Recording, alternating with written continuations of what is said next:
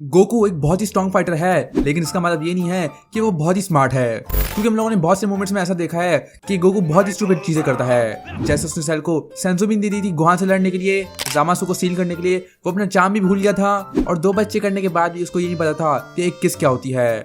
तो गोकू बहुत ही स्टूपिड है और ड्रैगन बॉल सुपर के अंदर तो ऐसा लगता है कि उसका आईक्यू बिल्कुल ड्रॉप ही हो चुका है, लेकिन तब भी गोकू की स्पेशलिटी उसका दिमाग नहीं है बल्कि उसकी फाइटिंग एबिलिटीज हैं और उसका फाइटिंग आईक्यू बहुत ही ज्यादा है और पूरे ड्रैगन बॉल के अंदर सबसे टॉप में से एक है। और ऐसे मोमेंट्स भी हैं जहां पर हम लोगों को गो का फाइटिंग आईक्यू दिखता है, जहां सब लोग सोच रहे होते हैं कि क्या करना होता है, गो को फिगर आउट कर लेता है कि क्या करना चाहिए और वो उसी मदद से अपनी फाइट्स को जीतता है। तो आज मैं बताने वाला हूँ गो के टॉप 10 स्मार्टेस्ट मूवमेंट्स, जहां पर उसने पूरे यूनिवर्स को बचा लिया और अपने ओपोनेंट्स को भी हराने का तरीका ढूंढ लिया। और ये सबसे स्मार्टेस्ट मूवमेंट्स हैं गो के, और गो को जितना भी स्टूपिड हो उसके पास तब भी स्मार्टेस्ट मूवमेंट्स हैं। तो आज मैं वही बताने वाला हूँ। इस वीडियो को शुरू करने से पहले लाइक कर देना, मेरा चैनल सब्सक्राइब कर देना। और हाँ, मैंने अपने दूसरे चैनल पर ड्रैगन बॉल स्पार्किंग ज़ीरो की सीरीज शुरू कर दी है, तो अगर तुम लोगों को देखना है तो जाओ मेरे सेकंड चैनल को सब्सक्राइब करो और वीडियो देखना शुरू कर दो और इन सब फॉलो करना मत भूलना मुझे। So let's go. Number 10,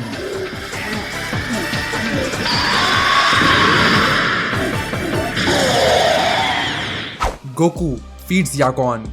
माजिन Buu saga के अंदर गोकू वापस आता है एक दिन के लिए और तभी उसको मिलता है शिन और वो रुक जाते हैं माजिन बू को रोकने के लिए ताकि वो रिलीज ना हो सके। और वो तभी जाते हैं बाबिडी की शिप के अंदर, जहां पर सबसे पहले वजीटा लड़ता है एक एलियन से और उसको बुरी तरह देता है। लेकिन तभी बारी आती है गो की फाइट करने की और उसका ओपोनेंट होता है याकॉन। अब बाबिडी अपना मैजिक इस्तेमाल करके वहां पे सारा अंधेरा कर देता है और गो को कुछ नहीं दिख रहा होता है, लेकिन तभी गोकू उससे लड़ने का तरीका ढूंढ लेता है। क्योंकि वहां पर लाइट नहीं होती है तो गो के पास आइडिया होता है कि वो सुपर सेवन बन जाएगा ताकि वहां पर लाइट हो जाए। लेकिन याकॉन लाइट को खाता है तो वो गो की एनर्जी एब्जॉर्ब करने लग जाता है और इसकी एनर्जी को खाने लग जाता है। पहले तो सब सोच रहे थे कि गोकू इसको कैसे हराएगा, अगर वो गो की एनर्जी एब्जॉर्ब कर रहा है तो गोकू अपनी एनर्जी खोता रहेगा और वो उसको हरा भी नहीं पाएगा, वहीं याकॉन स्ट्रॉन्ग बनता ही जाएगा। लेकिन तभी गोकू ने अपना दिमाग इस्तेमाल किया और उसने ऐसा मूव किया जो कि किसी ने सोचा भी नहीं था। वो सुपर सेन बन गया और वो सुपर सेन बना ही रहा और याकॉन को अपनी एनर्जी खाने दी और अपने पावर बढ़ाती गया।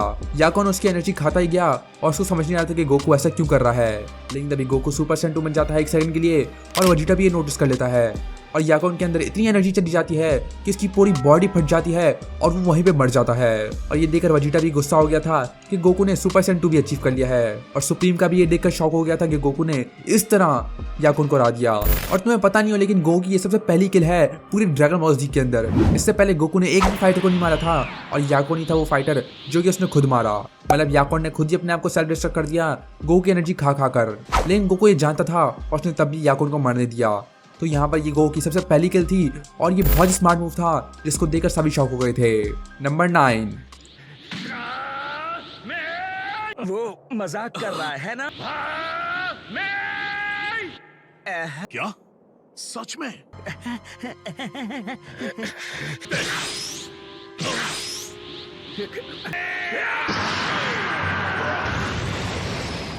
Instant transmission Kamehameha.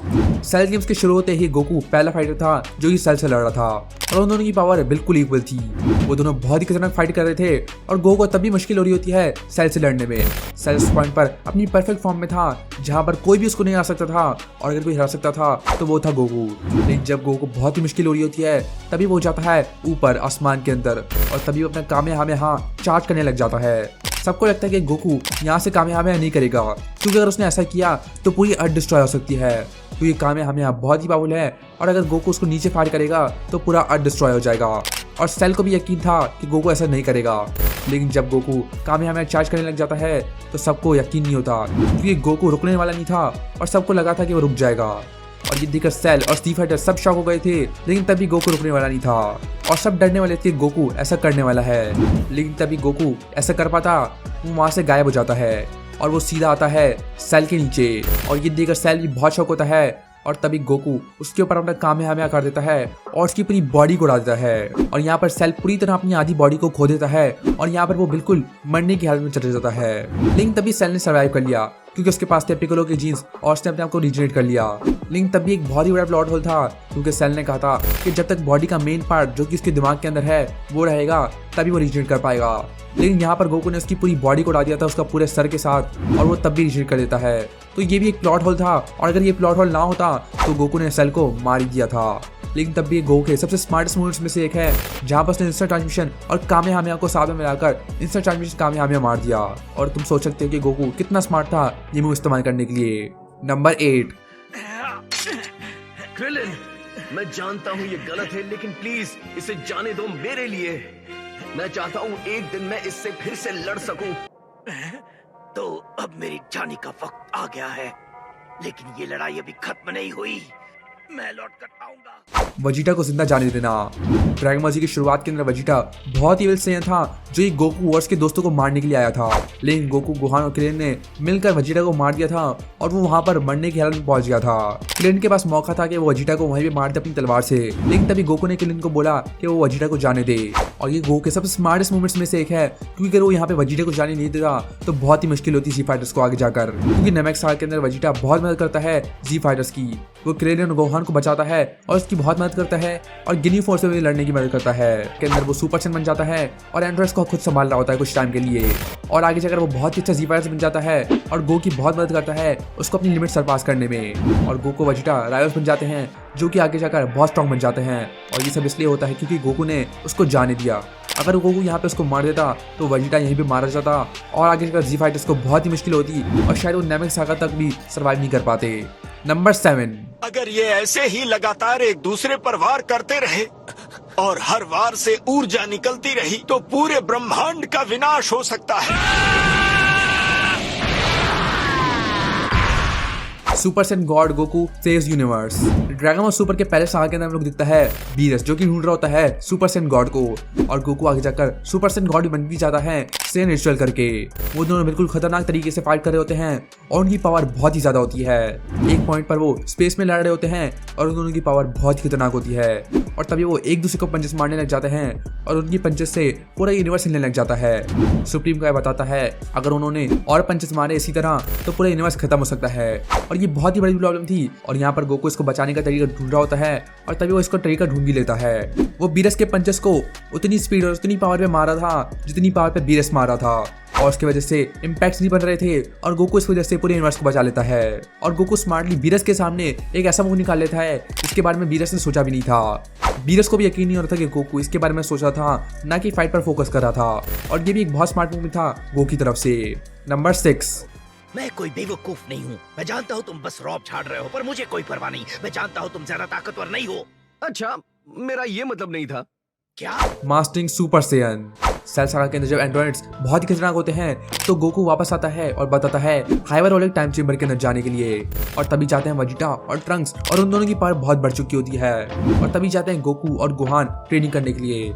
लेकिन जब वो बाहर आते हैं तो उनकी पावर बहुत ज्यादा स्ट्रॉन्ग होती है और वजीटा और ट्रंक्स से बहुत ही ज्यादा स्ट्रॉन्ग होती है। मतलब वजीटा और ट्रंक्स भी 1 साल के लिए गए थे और गोकू और गोहान भी 1 साल से कम के लिए गए थे, लेकिन तब भी गोकू और गोहान के अंदर ज्यादा पावर थी, और ये इसलिए था क्योंकि गोकू और गोहान ने दोनों ने सुपर सेन को मास्टर कर लिया था, और ये बहुत ही स्मार्ट मूव था गोकू की तरफ से, मतलब जीनियस लेवल। ये देखकर वजीटा भी शॉक हो गया था कि गोकू कितना बड़ा जीनियस है फाइटिंग का, क्योंकि गोकू ने तरीका ढूंढ लिया था सुपर सेन को मास्टर करने का। उसने आइडिया निकाला कि अगर वो हर वक्त सुपर सेन में रहेंगे तो उनकी बॉडी यूज टू हो जाएगी सुपर सेन से, और उनकी बॉडी पर टोल नहीं आएगा सुपर सेन बनने का। मतलब तुम्हें याद है कि जब गोकू सुपर सेन बनता है तो उसका स्टैमिना बहुत तेजी से जाता है और उसकी बॉडी पर बहुत ही टोल आता है और बहुत ही टेंशन हो जाती है। लेकिन अगर वो हर वक्त सुपर सेन में रहेगा तो उसकी बॉडी उससे यूज टू हो जाएगी और ना ही उसकी बॉडी पर कोई टेंशन आएगा और वो बिल्कुल आराम से अपनी सुपर सेन फॉर्म में रह सकता है, ना ही उसका स्टैमिना जाएगा। और इसलिए इस पॉइंट पर गोकू ने सुपर सेन को मास्टर कर लिया था, और ये देखकर वजीटा भी शॉक हो गया था कि गोकू ने इसके बारे में सोचा भी कैसे। और इसी स्मार्ट मूव की वजह से गोकू और गोहान दोनों की पावर बहुत ही बढ़ चुकी थी, और इसकी वजह से गोकू सेल से लड़ पाया था और गोहान अपनी सुपर सेन 2 फॉर्म अचीव कर पाया था। तो ये एक साफ साफ मूवमेंट क्या हमें दिखता है गोकू का फाइटिंग IQ, जो कि एक जीनियस लेवल पर है। नंबर 5। अब मैं नहीं छोड़ूंगा। एक बार तुम्हारी टाइमिंग पता चल जाए तुमसे आराम से लड़ लूंगा। पहली बार को दिमाग इस्तेमाल कर रहा है। Switching between God and blue. Turn off power के अंदर गो के पास ज्यादा एनर्जी नहीं होती है वेस्ट करने के लिए, क्योंकि टूर्नामेंट के अंदर सर्वाइव करने के लिए उसको बहुत एनर्जी चाहिए थी और वो शुरुआत से ही अपनी सुपर सेन ब्लू फॉर्म इस्तेमाल नहीं कर सकता था, तो इसलिए वो इस्तेमाल कर रहा था सुपर सेन गॉड फॉर्म को, क्योंकि वो ज्यादा तेज भी है और वो कम एनर्जी देती है सुपर सेन ब्लू के हिसाब से। लेकिन जब गोकू डिस्पो से लड़ रहा था तभी वो एक तरीका ढूंढता है सुपर सेन ब्लू को इस्तेमाल करने का। जब वो ऐसे डॉज कर रहा होता है या फिर ऐसे ही घूम रहा होता है तो वो सुपर सेन गॉड इस्तेमाल कर रहा होता है, लेकिन जैसे ही वो अटैक करने वाला होता है तभी वो सुपर सेन ब्लू में ट्रांसफॉर्म होकर वहां पे पंच मारता है। और ये बहुत ही स्मार्ट मूव था गोकू के हिसाब से, क्योंकि इसकी वजह से गोकू अपनी एनर्जी वेस्ट नहीं कर रहा था और वो सुपर सेल जितना स्ट्रॉन्ग अटैक कर रहा था अपनी गॉड फॉर्म के अंदर बिना किसी एनर्जी को वेस्ट करे। और ये चीज वेजिटा भी करता है मांगा के अंदर, जब वो गोकू ब्लैक से लड़ रहा होता है। एनिमे के अंदर तो वेजिटा इस्तेमाल नहीं करता, लेकिन गोकू करता है। और गोकू अपनी एनर्जी बचाने के लिए ये स्मार्ट चीज करता है, जो कि दिखाती है उसका फाइटिंग IQ कितना ज्यादा है। नंबर 4,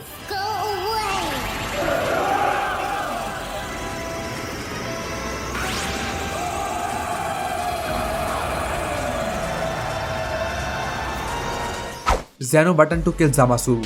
गोकू ब्लैक सागा के अंदर जब फ्यूचर ट्रंक ज़ामासु को बीच में से काट देता है तो ज़ामासु तब भी नहीं मरता और वो पूरे यूनिवर्स पर कंट्रोल पाने की कोशिश करता है। तभी गोकू बोलता है कि वो ज़ामासु को रोक सकता है अगर उसके पास सेंजुमिन होती तो।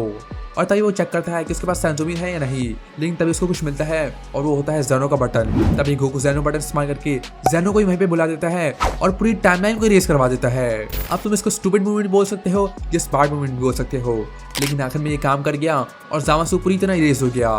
तो ये स्मार्ट मूवमेंट था जो कि गोकू ने सोचा और ये काम कर भी गया। और कुछ लोग सोचेंगे कि बहुत ही बेवकूफ था कि ज़ेनो को ऐसा कोई क्यों बुलाएगा, मतलब ज़ेनो लिटरली गोकू उसके पूरे दोस्तों को खत्म करने वाला था। अगर उनके पास टाइम मशीन ना होती तो वो वहीं पे मर जाते, लेकिन तब भी गोकू ने स्मार्टली इसको इस्तेमाल किया और इसलिए गोकू के स्मार्ट मूवमेंट्स में से एक है जहाँ पर गोकू ने ज़ेनो बटन को इस्तेमाल किया और ज़ामासु को खत्म कर दिया पूरे यूनिवर्स को खत्म करने से। नंबर 3, लेकिन इन बड़े मसल्स के साथ आप तेजी से मूव नहीं कर सकते और सेल जैसे दरिंदे के सामने मैं एक कदम भी पीछे नहीं रहना चाहता। पूरे ब्रह्मांड की ताकत भी मिल जाए तो कोई फायदा नहीं अगर मैं अपने दुश्मन तक नहीं पहुंच सकता। इस जंग को जीतने में इतनी ताकत भी बहुत कम पड़ेगी। Super Sen grade 3 flaw. जब फ्यूचर ट्रंक्स और वेजिटा वहां से आते हैं बाहर तो उनके पास नई फॉर्म्स होती हैं सुपर सेन की, और वो होती है सुपर सेन ग्रेड 2 और super Sen grade 3। Vegeta super Sen grade 3 achieve नहीं करता बल्कि ट्रंक्स करता है और इस फॉर्म के अंदर उसकी पावर बहुत बढ़ जाती है, लेकिन एक प्रॉब्लम होती है, उसकी स्पीड बहुत ही स्लो हो जाती है। वो अपनी स्पीड को सैक्रिफाइस कर देता है पावर के लिए और इससे उसकी स्पीड बहुत ही कम हो जाती है और ट्रंक्स ने रियलाइज भी नहीं किया। वहीं तभी हम लोग देखते हैं गोकू जो कि सुपर सेन ग्रेड 2 और सुपर सेन ग्रेड 3 एक साथ अचीव कर लेता है और तभी गोहान बोलता है कि वो सेल को अब आसानी से हरा लेगा, लेकिन तभी गोकू उसी मोमेंट के अंदर बता देता है कि इस फॉर्म के अंदर कुछ ज्यादा ही मसल्स हैं और इसलिए वो मुश्किल बना देते हैं मूव करने में, इसलिए उसकी स्पीड बहुत कम होगी और ये फॉर्म बहुत ही बेकार है फाइटिंग करने के लिए, स्पेशली लॉन्ग टर्म फाइटिंग के लिए, क्योंकि ये फॉर्म बहुत ही स्लो है और स्पीड के बिना पावर बहुत यूजलेस है। और गोकू ने इतनी जल्दी ये फिगर आउट कर लिया था। वहीं परफेक्ट सेल यही चीज ट्रंक्स को समझाता है और ट्रंक्स भी मान जाता है कि वो कितना बेवकूफ है और वो बिना कुछ सोचे समझे बस पावर के पीछे पड़ा हुआ था, जबकि फाइटिंग के लिए स्पीड और पावर दोनों जरूरी हैं। और ये इसलिए हुआ क्योंकि ट्रंक्स के पास फाइटिंग IQ नहीं था, वहीं गोकू के पास जीनियस लेवल IQ है। नंबर 2,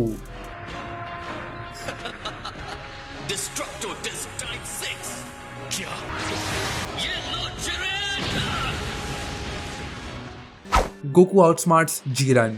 गोकू और जीरन की पहली फाइट के अंदर गोकू अल्ट्रा इंस्टिंक्ट बन जाता है, लेकिन गोकू और जीरन की दूसरी फाइट के अंदर गोकू के पास अल्ट्रा इंस्टिंक्ट नहीं होता और उसके पास होता है तो सुपर सेन ब्लू, और वो सुपर सेन ब्लू को इस्तेमाल करके ही जीरन से लड़ने लग जाता है। गोकू भागते भागते की एनर्जी फेंक रहा होता है हर जगह और वो रिंग के अंदर हर जगह बॉम्ब लगा रहा होता है और वो किसी को भी दिख रहे नहीं होते हैं और गोकू अपनी स्ट्रेटेजी इस्तेमाल कर रहा होता है जीरन से फाइट करने के लिए, लेकिन तब भी ये काम नहीं कर रहा होता है जब जीरन उनसे बाहर निकल जाता है और तभी गोकू इस्तेमाल करता है की एंजान और वो 4 की एंजान फेंकता है जीरन के ऊपर और जीरन उनसे बच जाता है और जीरन को उनसे कुछ नहीं होता, लेकिन एक की एंजान जीरन को एलिमिनेट करने वाली होती है और गोकू स्मार्टली इंस्टेंट ट्रांसमिशन करके जीरन को नीचे फेंक देता है और उसको बिल्कुल एलिमिनेट करने वाला होता है, लेकिन जीरन अपनी पावर की वजह से वापस आ जाता है और वो ये कैसे करता है, plot.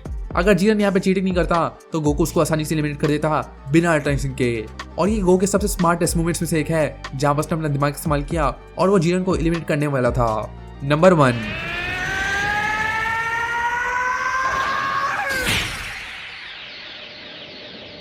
Try to dodge me.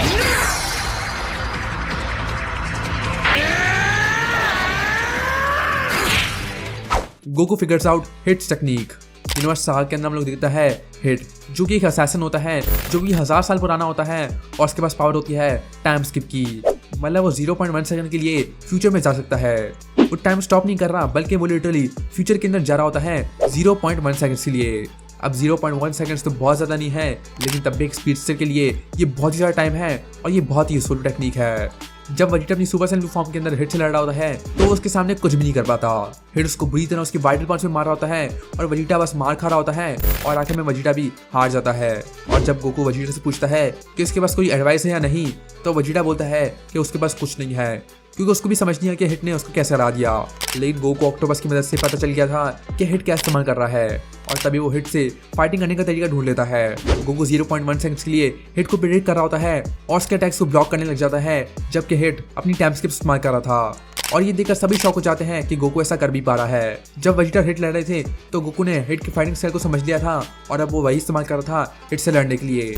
और वो 0.1 सेकंड के लिए प्रेडिक्ट कर रहा था कि हिट कहाँ पे अटैक करेगा और वो वहीं पे ब्लॉक कर रहा था। और ये काम कर भी क्या, और हिट उसके सामने कुछ भी नहीं कर पा रहा था। और ये बहुत ही स्मार्ट मूव था गो की तरफ से, क्योंकि वेजिटा यहाँ पर बुरी तरह हार जाता है हिट के सामने और वो कुछ भी नहीं कर पाता।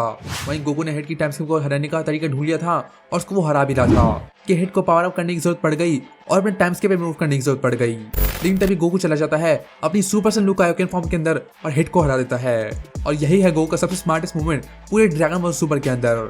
तो नीचे कमेंट करके बताओ तुम्हें इसके बारे में क्या लगता है, क्या गोकू स्टूपिड है या स्मार्ट है, ये बताओ नीचे कमेंट करके।